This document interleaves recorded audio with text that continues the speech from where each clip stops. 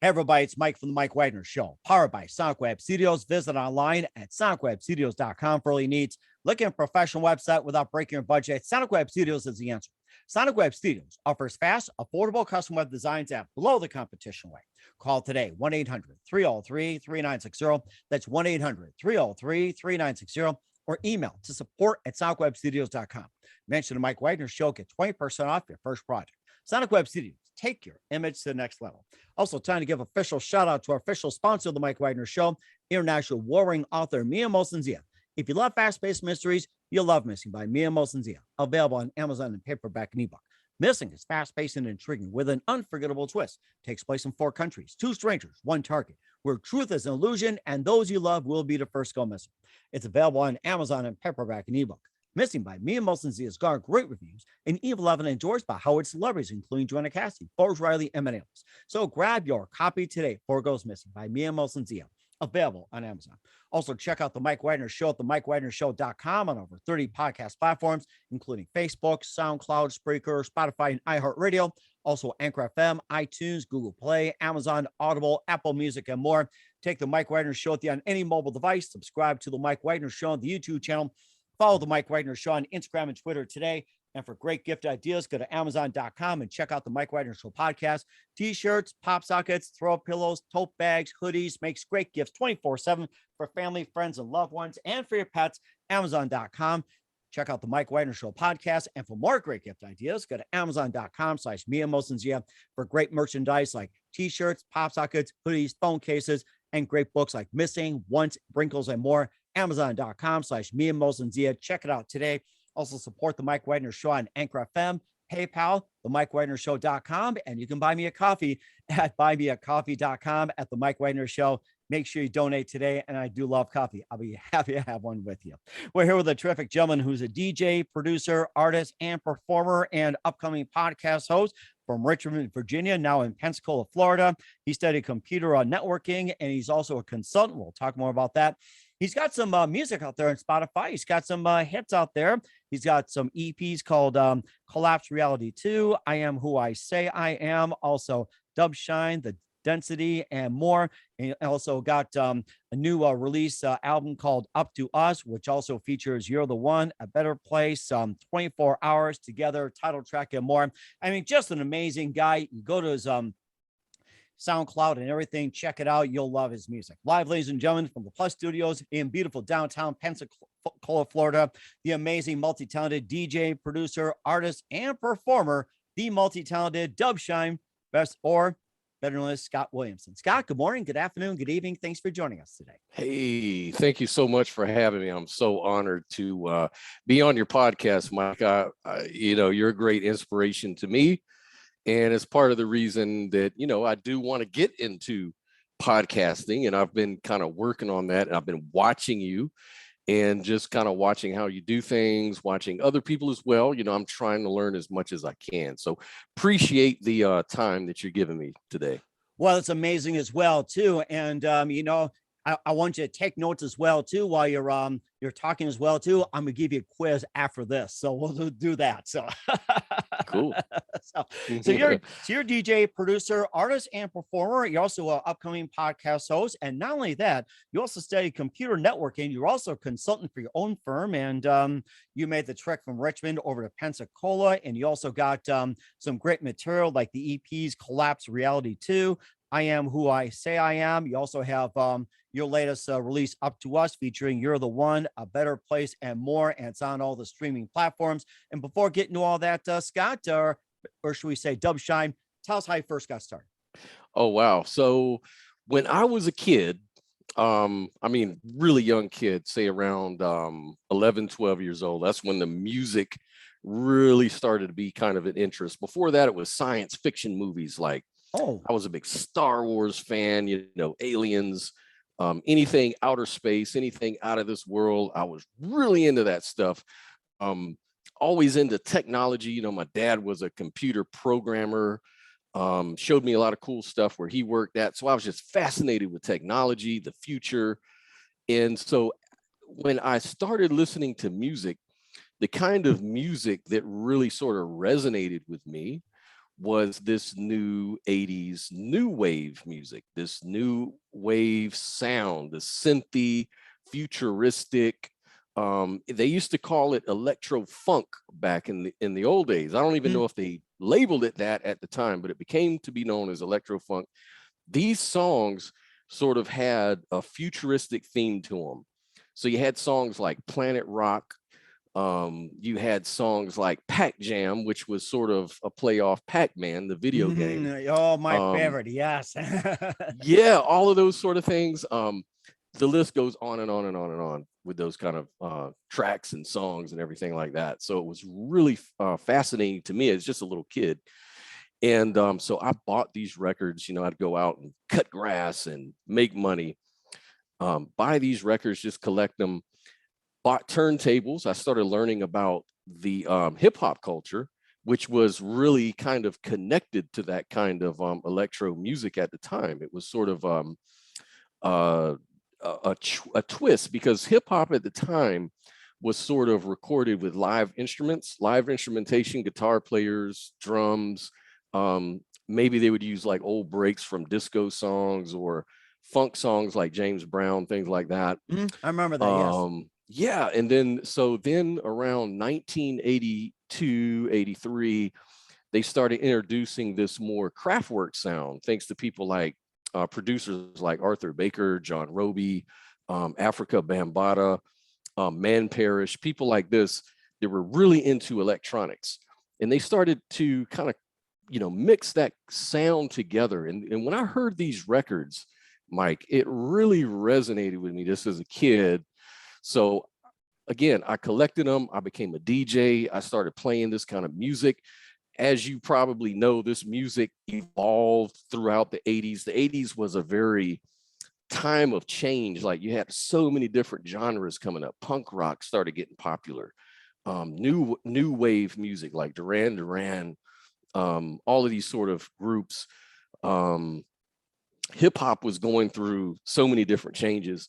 And I was right there. I was DJing at my high schools, DJing at block parties in Richmond, Virginia, when I was living in Pensacola. I used to live in Pensacola before, moved to Richmond when I was in high school, started DJing, block parties, military bases, clubs. I went to adult clubs as a teenager, DJing. Oh my gosh. Yeah. So I was just in the scene in Richmond, all over the place. And and so I was just collecting records, getting familiar with the music, just started just immersing myself into that music. I loved it. So I decided, you know what? I want to create this kind of music. I want to make this kind of music. My brother and sister are performers. They're singers. My brother sang with Atlanta Rhythm Section. Oh my goodness. Like that's one of my faves. So Into You. That's one of my favorite groups. Yeah. Southern rock. I love those days. Wow. You're drawing a flashback for me. This is great. Yeah. So we were worlds apart as far as musical taste, obviously, but I loved it. I loved Southern rock. I loved soul music, jazz, everything that my brother loved. I just loved, though, electronic music. And I just wanted to take that, seeing my brother perform, seeing him, do his thing. I got inspiration from that, and I wanted to direct it into my musical interests.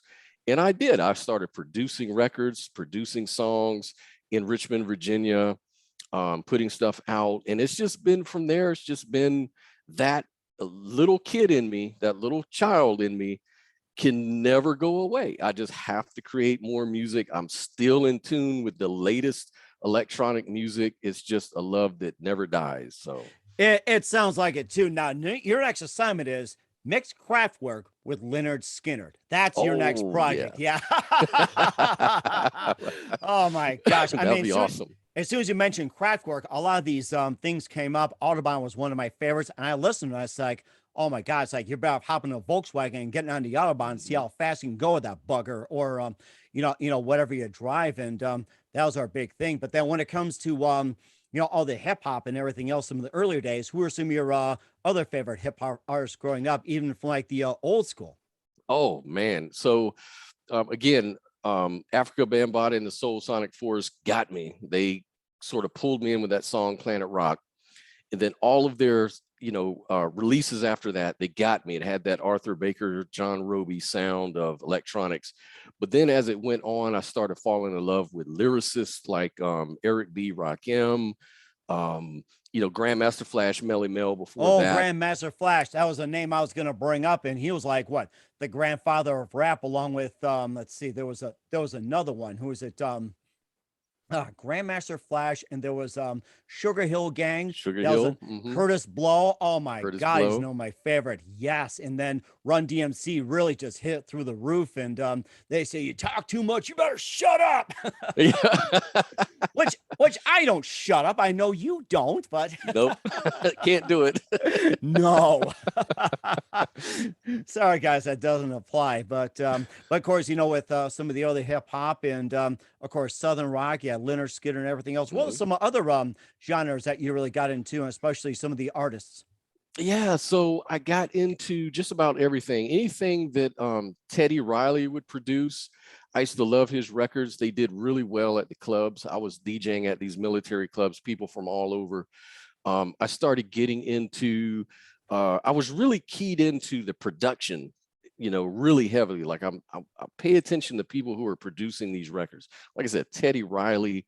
You could look at people, and then house music came out. House music. So I started listening to, Todd Terry, so many artists, Masters at Work, producers like Man Parrish were active, throughout the 80s.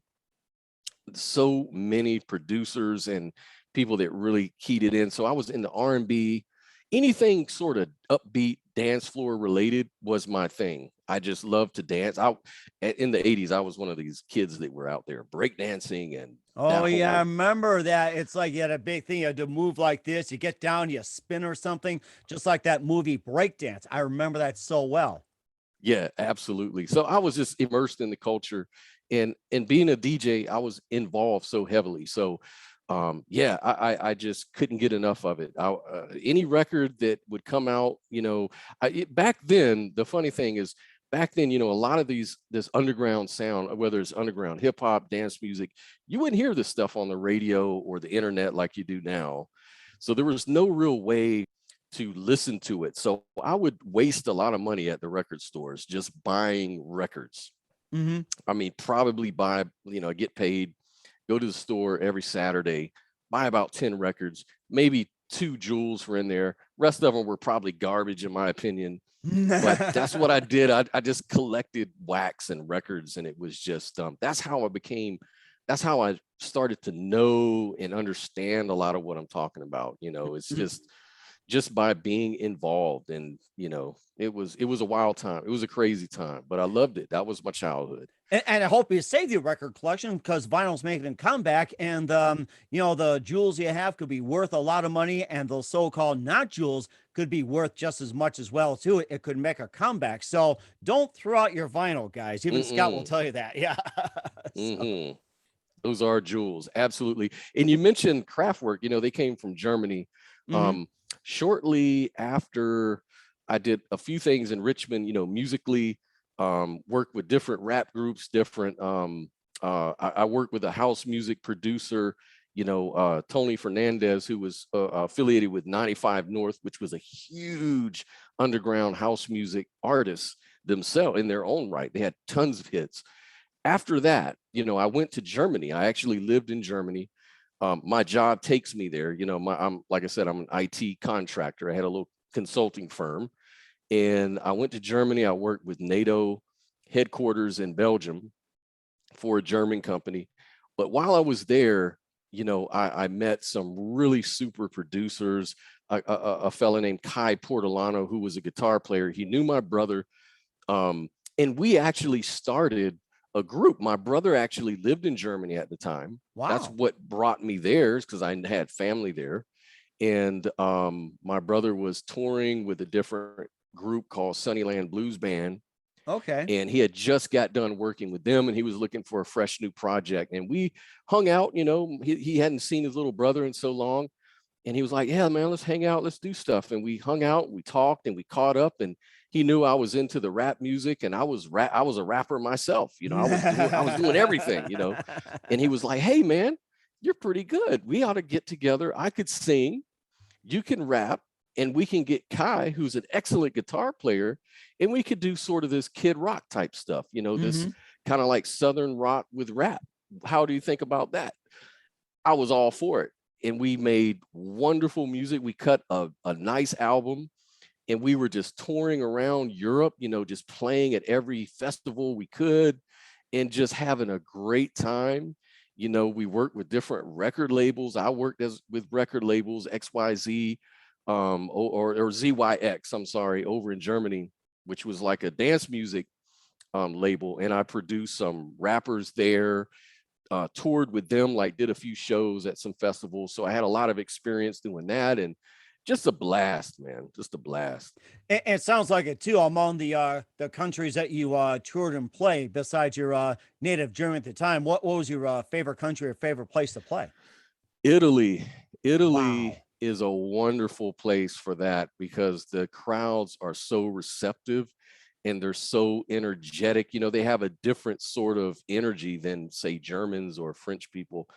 They're more, they tend to be a little bit laid back a little bit, not that they are, but comparatively, if you were to go to an Italian audience, it's just off the wall crazy, and I love that response, because I was a big call and response type of artist. I would be someone who wanted to engage the audience in what was going on. That's how you get people to actually get emotionally sold into you, get them involved. Yeah. And of course they speak with their hands. Everybody knows that they speak with their hands. So that's right.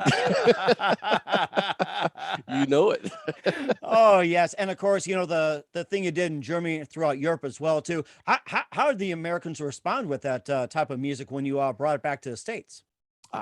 I got nothing but love for it. I mean, when I got back to the States, of course, I didn't have Kai, I didn't have my brother, I didn't have a lot of things. It was just me again. So what I did, Mike, is I started going back into the more electronic music, because it was something that was easy for me to get into. I knew it like the back of my hand. And I knew it was easy for me to be self-sufficient. I wasn't relying on a big studio and musicians and drummers and so many people that I had to pay and come in and produce them and come in and kind of direct the whole thing. I could actually create this stuff with digital interfaces. That's at this point in time, it was like the 2000s. And so I came back to Florida. I was living in Destin, Florida, which wasn't too far from Pensacola, where I was, where I was raised, and started doing music there. And I got in touch with Curtis Urbina. He's another veteran of classic house. He had a legendary Cork Records, and he signed me to his label. Nice. We started producing music and just putting out albums and putting out really, really fun, really successful stuff. We were selling units back when people used to actually download the music. Remember that? I remember downloading the little MP3s and everything else you carried with you. Then you went to the iPod, and I got the iPad, and my kids were bugging me. Can you buy me an MP3 player? It's like, it was when it first came out, it was $100 and went to 50, 10, and then you get a dollar store for like $3-5. And then all of a sudden they moved up to like an iPod, which you start for 100, then went down to 50, 10, 5, get a dollar store. Now it's just like, you can just about streamline. You don't have to buy at a store. You can buy online. So it's amazing how technology changes. Unbelievable. Oh, it was. And it was really changing at a fast rate, because in the 2000s, it was downloads and MP3s, like you say. But then as we started getting into the next decade, we start looking at streaming. YouTube started becoming popular. And then finally Spotify came out, and platforms like that, and iTunes, and people started to not have to buy their music. They could actually just stream their own playlist, which is the new way to actually get your music going. So me and Curtis, we had to kind of revamp and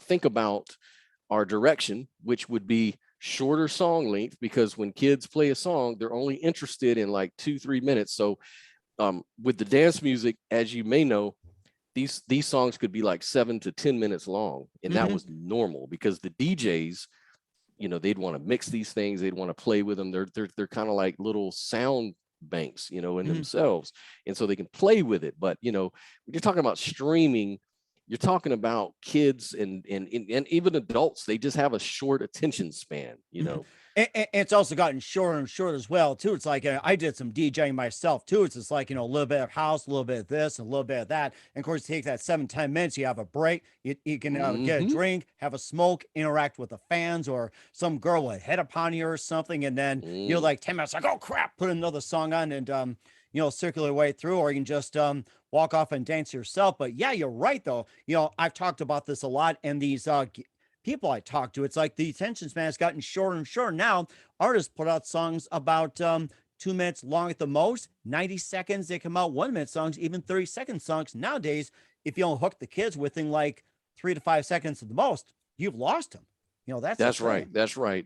And let me say, you know, when I was in Germany, I got married. I met, you know, my wife, and we had a child in Germany. That's part of what brought us over to the States, was for opportunities and things like that. But at that point in time, when I was living in Destin, my wife and we started a company for, you know, I was an IT guy. Again, this time I was sort of providing the Wi-Fi for the hotels and motels throughout the panhandle of Florida, you know, all the way from Destin to Tallahassee. And so I was doing that. But then, you know, if you remember, there was a big tumultuous event called the BP oil spill back in 2010. I remember that. Yeah, that was around New Orleans, and killing off the wildlife, the fish and everything. I think all the birds just migrated north, even pelicans, you know, just fled from there, and they fled north where I'm at. And you know, just a couple miles from my studio, I see pelicans up by a lake, and good thing they don't crap on my yard, I'll tell you that. Yeah. So they're very lovely birds. So it's like, thank God they don't crap like geese where I used to live. But yeah. Yeah, and the tar balls and all that used to wash up on the beach, and it was just terrible for hotels and motels. So the company that I was working for at the time doing the Wi-Fi, they wanted to relocate me to Atlanta, Georgia. I didn't want to do it. I was actually making more money on the weekend doing the maintenance stuff for the hotels at that point in time. Wow. But the problem was eventually all those hotels and motels affected that business. And so my business went out. And so I was kind of stuck. And at that point in time, BP was settling out of court with folks, like they were depending on hotel and motel, or, you know, that sort of industry. And so we got paid out. You know, I think we got paid something like almost $100,000 wow from them, you know. And then we took that money and we moved to California, to Southern California, Los Angeles, paid our rent up for a year. I would just contract, you know, my Wi-Fi, you know, my Wi-Fi and technology stuff. And I did all of this kind of, you know, I put the trains in the Amtrak train from the Union Station in LA all the way to San Diego. There's this train called the Surfliner train cars. The reason they have Wi-Fi is because they hired me to actually put that stuff into their train cars. So the fact that they have Wi-Fi today is actually thanks to me contracting with them to do that. So that was like a big plus, you know, for me. So that brought me there and got me a lot of opportunities. But the music was even on stronger at that point. I was DJing, going to clubs in LA, in Orange County, DJing at these different places, still putting out music with Curtis. And we were just really having a ball on that end of it. And it just kind of went from there, you know. Oh my gosh, that's amazing. I can imagine you playing some house music. And welcome to Amtrak. Relax with our music. You can enjoy our Wi-Fi and, you know, just stream load. You can listen, you can take pictures and everything. And, you know, speaking of all that, we'll talk about your music as well, too. But first of all, you listen to the Mike Wagner Show at the MikeWagnerShow.com, powered by Sonic Web Studios. Visit online at SonicWebStudios.com for all your needs. Looking at a professional website without breaking your budget? Sonic Web Studios is the answer. Sonic Web Studios offers fast, affordable affordable custom web designs that blow the competition away. Call today, 1-800-303-3960. That's 1-800-303-3960, or email to support@sonicwebstudios.com. Mention the Mike Wagner Show, get 20% off your first project. Sonic Web Studios, take your image to the next level. Also, time to give official shout out to our official sponsor of the Mike Wagner Show, international warring author Mia Molson-Zia. If you love fast-paced mysteries, you love Missing by Mia Molson-Zia. Available on Amazon in paperback and ebook. Missing is fast-paced and intriguing with an unforgettable twist. Takes place in 4 countries, 2 strangers, 1 target, where truth is illusion and those you love will be the first go missing. It's available on Amazon in paperback and ebook. Missing by Mia Molson-Zia has garnered great reviews and E11 endorsed by Howard celebrities, including Joanna Cassidy, Forrest Riley, and many others. So grab your copy today for Goes Missing by Mia Molson-Zia, available on Amazon. Also, check out the Mike Wagner Show at themikewagnershow.com or 30 podcast platforms. Take us with you on any mobile device. Subscribe to the Mike Wagner Show on the YouTube channel. Follow us on Instagram and Twitter today. And for great gift ideas, go to Amazon.com and check out the Mike Wagner Show podcast for all kinds of goodies. And for more great gift ideas, go to Amazon.com/Mia Molson-Zia for great books, merchandise, and more. Amazon.com/Mia Molson-Zia. Check it out today. I'll support the Mike Wagner Show on Anchor FM, PayPal, themikewagnershow.com. You can buy me a coffee at buymeacoffee.com, at themikewagnershow.com, and your taste buds will love you. We're here with a terrific gentleman who's the multi-talented DJ, producer, artist, and performer, and also studied computer networking and runs a consulting firm.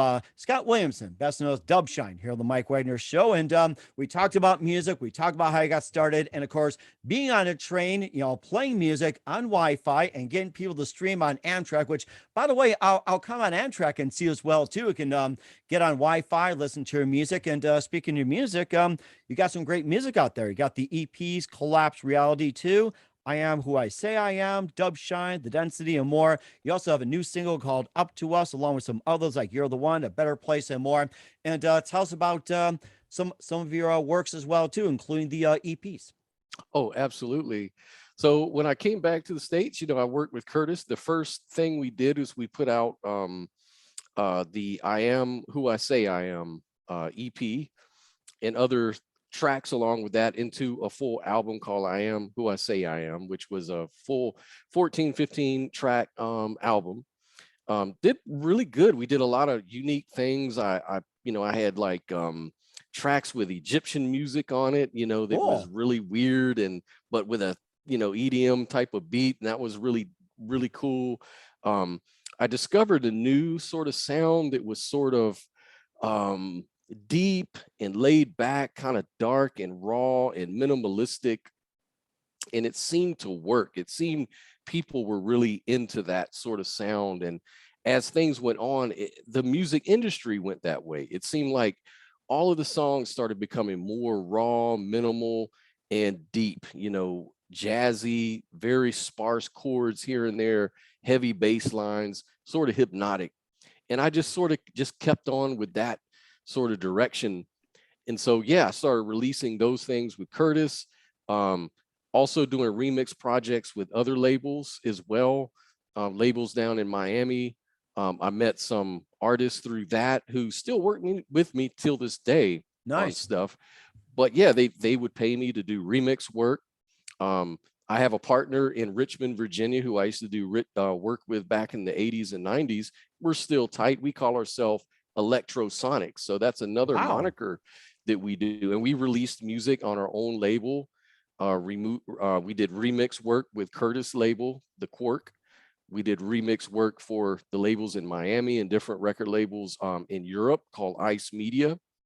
So we did a few things together, and Dubshine did his thing. Electrosonix did its thing. The sounds are kind of similar, but Electrosonix is more EDM, faster, harder, really hard driving.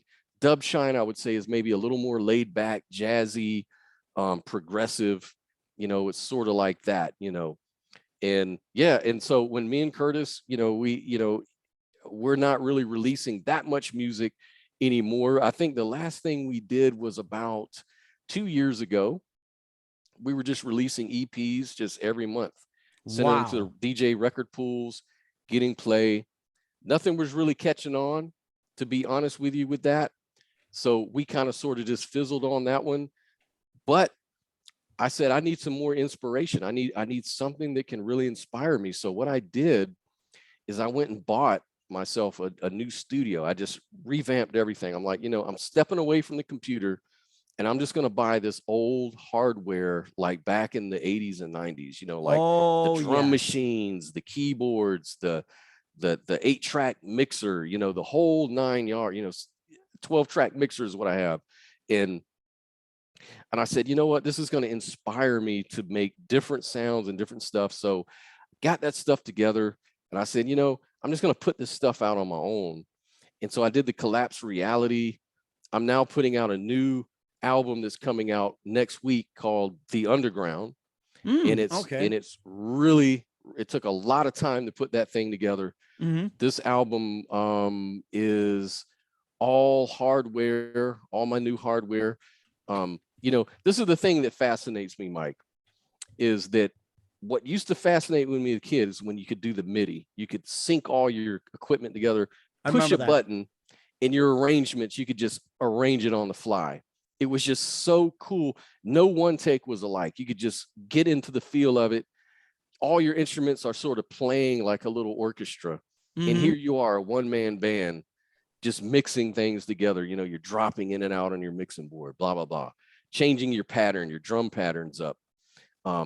Doing really creative stuff on the fly, filter effects, all these sort of things, gives it a more live feel, like a more moving, what's the word? Sort of a dynamic feel. It's not so loopy and repetitive.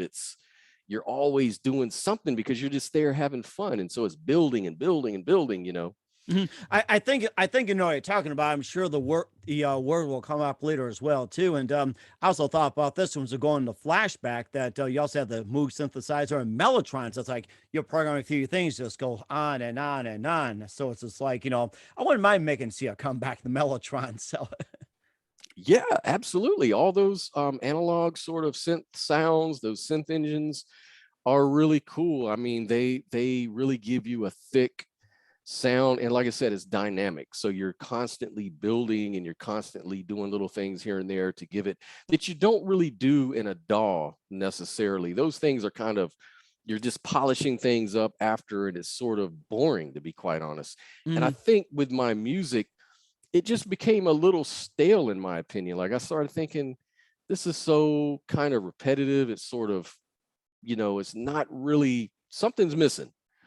And what was missing was the inspiration, just the cold inspiration. That's really what it was, the raw inspiration. And so, yeah, I've stepped it up. I've started putting out the Collapse 2 EPs, the album Collapse 2, the album. And these things have been selling like more than when I was working with labels, like just on minimal promotion. Like I'm just promoting on my social media here and there, and I'm constantly seeing downloads and streams and things like this. And I'm like, now I get it. The key is you can put this stuff out yourself and you can just promote it yourself, but the music quality has to be good. You have to really focus in on quality, not quantity. You're not trying to meet some record label's expectation and trying to churn them out like the flavor of the month. That kills it for me. It sounds like back in the day where it's like you had the old record labels like, Columbia and Warner Brothers and RCA. It's like they're always focused on sales. Nowadays, it's like it's all about streams. It's all about quality. It's almost like, there's no such thing as number one. It's almost like you be your own number one and encourage everyone else to be number one. It's no longer a cutthroat business. You encourage everybody to be, number ones. And if you guys are both number ones, you support each other with love, not like that. Absolutely. Put your heart in it. The way I'm trying to look at it is, this is my gift to the world. This is my gift. This is what I want to bless you with. Like, not look at it like I'm trying to make a hit. If you could really just go in and make a hit, we'd have trillions of hits. I don't think that's what it is. I think what I want to do is just focus on making good music, and the hits will come. If they're going to come, they're going to come. But the great thing for me, the attitude that I have, is just be passionate regardless. If it's just to put your music out and make it in your bedroom or make it in your studio and put it out. As long as you're having fun and it's giving you an outlet and it's something you love doing, that's all that's really important at the end of the day for me. You know, And certainly as well too. And you also have a brand new release called Up to Us. We'll talk about that in just a minute. You listen to the Mike Wagner Show at the MikeWagnerShow.com, powered by Sonic Web Studios. Visit online at SonicWebStudios.com for all needs. Also brought to you by official sponsor of the Mike Wagner Show, international award-winning author Mia Molson's The Missing, available on Amazon and paperback and ebook. We'll be back with the multi-talented DJ, producer, artist, and performer Scott Williamson after this time out. We're back with the amazing multi-talented Scott Williamson here on the Mike Wagner Show, best known as Dubshine, DJ, producer, artist, and performer. You also have a brand new album along with the title track Up to Us, which is out right now. And tell us more about that and what inspired you to make it. Oh, wonderful. So Curtis Urbina, with Quark Records, he knew Mike Greenley, who is a great songwriter. He's won Grammys in the past, and I didn't know him personally. I could read about him on Wikipedia. I knew who he was, but I had no idea what it meant when Curtis says, yeah, I could get you in touch with Mike Greenley. He actually came to me and I played him some of your stuff. He's looking to make another Grammy. He wants to win a Grammy. That's his whole thing, but he needs a producer to work with, somebody. So I said, look, I've got my guy Dubshine over in LA, and he's looking for a project. He's always looking to do stuff. Maybe you guys can talk. And so we got on the phone, we talked, we decided we were going to work together. And I just sent him tracks, stuff that I'd been working on that I hadn't released yet. Because I'm always making music daily anyway. So I sent him everything I had. And before you know it, he's writing these wonderful songs, really positive, sort of social conscious songs, as well as sort of love type songs. It is whatever's positive is going to come out of Mike. And I was all for it. I was like, yeah, this is really cool. I can really resonate with that idea. We finally found Deborah Magone, who's a wonderful singer, performer, just a great voice, to add to that project. We had Audrey Martells, who was also a co-writer with a lot of these songs, another great, fascinating Grammy Award winning writer as well. So she contributed to the project. So the three of us, or the four of us, we all just contributed to this package, and we were like, we're going to do it. And so, Mike, we finally got it, released through a record label, not a really huge record label to speak of, just an outlet so that we could be on the Grammy ballot. We just had to have it commercially released. And it did pretty good. I mean, it didn't really win a Grammy at the time, but we did, put it there, got nominated to be on the ballot. And I'm proud of the work. Like I said, it's a very positive record. A lot of people like it. It sells. A lot of people stream it. A lot of people have even downloaded the record. So yeah. And so that's how that came about. And that's what's going on with that. And it's Up to Us is one of the name of the singles, one of the name of the album. Please go out and check it out. If you like positive music with a nice upbeat dance flavor, by all means, check it out. We certainly will do so. And where else can we find your other works at besides Up to Us? So any of your favorite musical outlets like iTunes, Amazon, what have you, all my music is distributed all over the place. Spotify, you can follow me on Spotify. Just look for Dubshine. You can maybe plug in the name of one of the records and you can find me. The thing about the music industry, it's so saturated. There's so many people with songs that sound that have the same titles, artists that have the same titles. To really find me among the people out there, you could just search like Dubshine and then a name of the song like The Underground or Collapse to Reality. Anything like that, Collapse Reality 2. All of you, just, you can find me. I'm there. I've got tons of music.